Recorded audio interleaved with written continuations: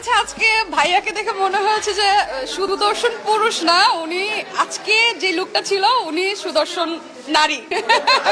ও বলে ফেলেছে, কিন্তু আমার কাছে ওর ওর ব্যাপারে কথা হচ্ছে একটাই, যে যেহেতু ওই দিন সে ব্যক্তিগত সম্পর্কটা বাদ দিয়ে ওই দিন সে যেহেতু বিচারক, জাজ, ওর কথাবার্তা ওই অনুষ্ঠান শেষ করে যখন ইন্টারভিউ দিচ্ছে, বাইক দিচ্ছে, সেই সময় ইন্টারভিউটা বিচারকের মতোই হওয়া উচিত ছিল। তাতে করে ওর শিক্ষা, ওর জ্ঞান, অভিজ্ঞতা এবং ওর একটা সুন্দর আচরণের বহিঃপ্রকাশ পেত।